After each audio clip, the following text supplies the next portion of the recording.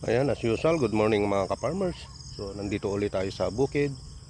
Ito'y nagpapa-spray po tayo sa aking palay. Ayan, bali pang 19 na load yung sprayer niya. Kasi kahapon, nag-spray na siya kahapon. Naka-14 na load siya kahapon. Plus itinuloy niya ngayon, ngayong madaling araw. Yan, naka-5 timpla na siya. So, nandito tayo. Ayan, tingnan mo ang aking alagang si Semsem. Yan, nangain ng nangain ng palay o damo. Ayan. So isang karga lang pag naubos yun, parang 20 na load lahat. Oh. So aking in-spray ngayon dyan, yung final spray ko na ito dahil mga lumabas na ang mga binotel, naglalabasan ng mga binotel. Ayan, ang huling in-spray ko dito yung molasses,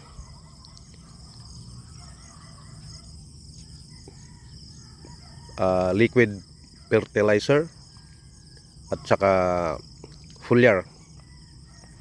So gumamit ako dito ng dalawang klaseng foliar.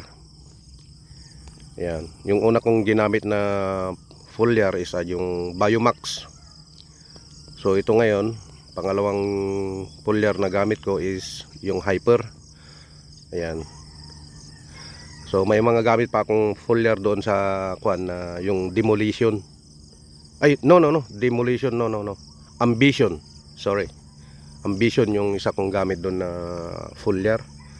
Ayan, hindi ako nag-i-stick sa isang foliar mga ka-farmers. So, iba-iba. Pag nag-spray ako ngayon ng Ambition, sa susunod yung Biomax, sa susunod yung Hyper. So, iba-ibang klaseng Hyper na foliar ang gamit ko, hindi ako nag-i-stick.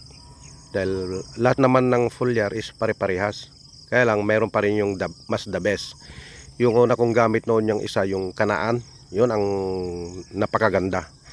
Kasi takot ang mga insecticide doon, parang 3-in-1 nandun na lahat yun eh. Yan, pero mahal din. Oh. Ayan mga farmers, mga isang timplada na lang siya. Baka hindi na abutin na isang timplada kasi kalahati pa yung nandun. Oh. Ito na lang. Oh. Itong pinitak na lang.